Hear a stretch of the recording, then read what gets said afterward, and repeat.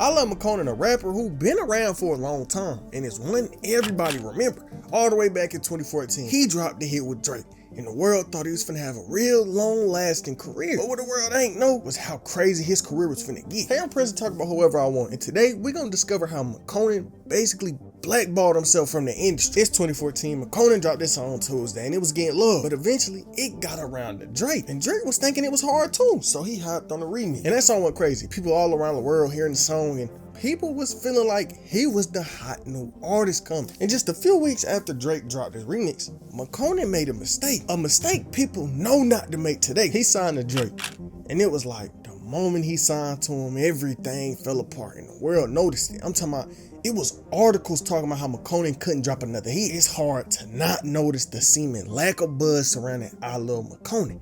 He continued to put out plenty of music in 2015, but none of it recaptured the magic of his hit Tuesday. And so people got to question.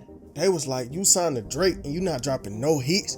And interviewers was even asking him about his relationship with Drake and OVO. And he had this to say: it's cool, they put out my music and stuff, and we just keep it moving. Let them tell you their relationship with Makonnen. I'm just an artist, being an artist, and there's only so much I can do. By the time this come out, I'll probably see Drake 6 more times, no more. I just wish everybody well and all that they do, and I just go on and live my life and try to uplift people. At the end of the day, I'm tired of uplifting people. I just got to uplift myself now, because everything else is a waste of time. And so really over this next year, he would just drop music, trying to build his career, trying to drop another hit, grow a fan base. But it got to a point where people got tired of it. The label started to get tired of it. And in early 2016, he got a call from OVO saying he would drop from the label. But this ain't coming out no eyes turning. Remember what I said? The mistake he made was signing to Drake. After he signed, Drake really stopped paying attention to bro. He shelved him. Yeah, he was dropping music, but Drake wasn't promoting it. He wasn't trying to get it out there. He wasn't doing none of that. So Makonnen was just on his own while he was under the OVO label. But it wasn't just them being tired of him. It was some real personal things going on. After Drake signed him, some tweets came out from Makonnen in the past cooking Drake. Elmo looked like a red Drake. Drake mad corny. I just heard that practice song, straight corn puff. I don't know how I feel about the Muppet Drake writing a letter to Aaliyah. That's weak. They need to stop. And that was the moment Drake started to put Makonnen in his back pocket. But where Makonnen himself realized there was something serious going on was when he was at a party and he seen Drake. Makonnen says his relationship with Drake imploded for good at Rihanna's VMA after party in 2016. He attempted to reconnect, but claimed Drake met him with a facial expression that meant him bodily harm. And he knew after that it was time to leave that label. But after leaving the label, he came out with his own little response. I can't thank OVO, 40 Oliver Future, Mr. Morgan enough for all they done for my whole career. No words can express how much I appreciate Drake for being a part of the success on Tuesday. I'm sure the haters would have something negative to say, but all in all, my choice is to solely be with Warner Bros. Records. That's the right thing for me to do my best interest. Sorry, it ain't no beef to report. Drink more rock. He said it ain't no beef, but it ain't seeming like that. Makonnen made a mistake. Assigned to a man he was talking crazy about. He gave all his music rights away to a man he publicly talked down on. Even if he ain't remember, the tweets still said what they said. And you know how the industry get. And after he got dropped, he was just on the internet trolling, talking about the situation. Why you think OVO cut me? Because I'm underweight now. When I was overweight, they was messing with me. That's what OVO stand for. Nigga yapping, bro. Overweight niggas only. But for real, Drake a good role model for all of us. So many want me to say negative things about him, but I just can't. He a true good human. It's not many of them in the spotlight. I'm glad we got him. It's true I didn't mess with his music in 2013 or whatever, but I met him, and he a human in real life, and that's much better than any song. I don't got nothing but love and respect for Drake. And for a minute after everything, he was a cool until about January 2017. He told the world something that would have people all around the industry looking at him kind of crazy. And you got to keep in mind, this is not 2023. This was 2017. This was all these years ago. But he came out telling the world that he was gay. He got online and wrote this. Someone said next time they see me, they was gonna F me. I said, next time I see me, I'm gonna love me up. As a fashion icon, I can't tell you about everybody else's closet. I can only tell you about mine. And it's time I came out. And since y'all love breaking news, here's some old news to break. I'm gay, and now I told you about my life. Maybe you can go live yours. But this wasn't the first time he was hinting at being gay. A year before this, he was testing the waters. He came out saying this before the world even knew. Y'all need to stop saying all this gay that, gay this. There's something wrong with y'all. I'm here to break all that. I may not be personally gay, but I got gay friends, and people on this earth gonna do what they do, and they need to be accepted as well. But he came out and people started switching up on him. Right after he said what he said, the Migos came out giving a statement. R.I.P. Tape. XXL article said this: while Makonnen got a lot of support from fans on the internet, Migos seem to be taken aback by the support of the fellow friends' dating choices. In the Rolling Stone article, Quavo said, "Damn, Makonnen."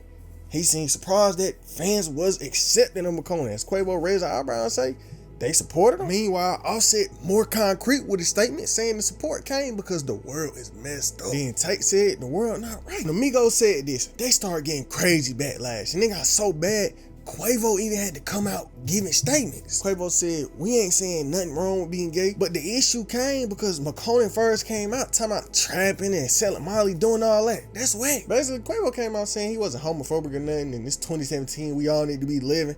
But just a few months after this, him and Drake got back into something. So remember, back when they was at that Rihanna party, well, some months after telling the world about that, Makonnen told the world what really happened that night. He said, I was threatened by Drake, someone I so-called looked up to. Drake said, we're gonna mess you up next time we see you. And I was like, let me stop being me. I started to go back there. I'm just gonna eat anything and just be hiding myself. Then I was like, no, I'm not doing that no more. I don't care. I'm me. It was in the middle of the after party, up down club, and everybody was in there. I'm in here around these Vanguard Awards, and I'm accepting. I took pictures with chain smokers, D's, and everybody. We all friends, and I'm here in the middle of the floor, no security, and they come. I step to the side, and they see me, and the biggest rapper in the game gonna tell me they gonna mess me up next time they see me. But Drake never responded to that, and eventually it was forgotten. And that was that for some years. He was out the news. He was friends with Lil Peep, just living life. And we thought everything was cool until about 2019 came around. He was feeling like his label was holding him back. Makonnen get in the stool, make music, but the label ain't want to drop it. He said he wanted to drop 3 albums in a year. He want full support and everything, but the label just wasn't with it. They wasn't clearing no music. So he couldn't drop. He felt like musically he was locked up. It was so bad he was online begging the internet just to help him be able to drop again. But the label still wasn't with it. So for years at this point, he ain't dropped no hits, no big songs or nothing. Everybody who he was friends with while he was hot started to leave him and passed away. So he just by himself until YoungBoy stepped into the picture. YoungBoy was feeling the music Makonnen was dropping over the years. And out of nowhere, he dropped a single with bro. But it wasn't just a single. I'm talking about they was really friends. They was out together all the time and everything. But them being together came with some problems.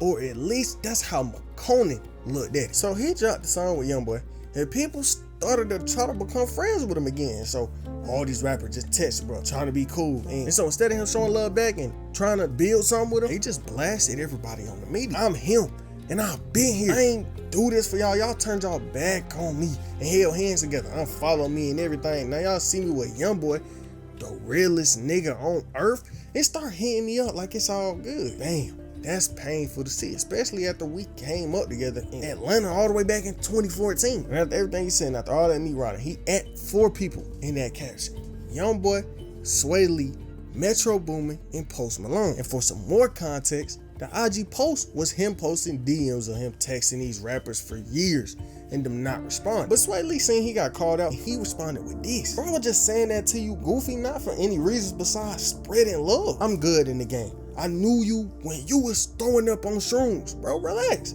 I saw you on the TL, heard the new jam, and privately told you it was hard. Don't be that guy. That's funny though, bro, for real. We can chop it up anytime you see me though. I don't do this public drama stuff. Stay off. But after Sway Lee said what he said, nobody else responded. And I think the craziest thing of this whole situation was him calling out Post Malone. In the video he posted of him and YoungBoy in the car, the video that showed the world that they was really cool and really homies, they was listening to a Post Malone song, singing the song, enjoying the song. They in there happy. They like, oh yeah, this hard. So for him to call out Post after he just publicly posted himself listening to the man music don't make no sense to me. It would only make sense for Post to be in your DMs after you publicly showed him love. I get he ain't respond to your DM, but Post Malone is a grown ass man. He don't have to. You shouldn't feel no kind of way because one of the biggest artists in the world didn't respond to your DM. Even in the messages, you said you probably never gonna see this. So how you gonna turn around and get mad at him when he didn't DM you back? And from what it seemed like, the industry won't be messing with him no time soon, simply because of how he did people that tried to show him love. They came to you saying they liked your song and you called them out. So why would somebody else come out and do the same thing? But if niggas just want to show love, he gonna think, oh, he gonna put me on blast too for just wanting to work? What would y'all do in that situation? Let me know in the comments below. But I think Makonnen might have threw away his only opportunity to come back into the game. He had giants wanting to work with him. Metro Boomin, Post Malone, Sway Lee. I'm pretty sure all three of them niggas got diamond singles. And he just turned them all away. He blackballed himself because he felt like the love they were showing was fake. But on the topic of blackball, the artist from our last video basically got blackballed. This man Spot got exposed for snitching and shot in the same week. Then on top of everything, he got caught with a switch just a few months later. And that video is on screen right now.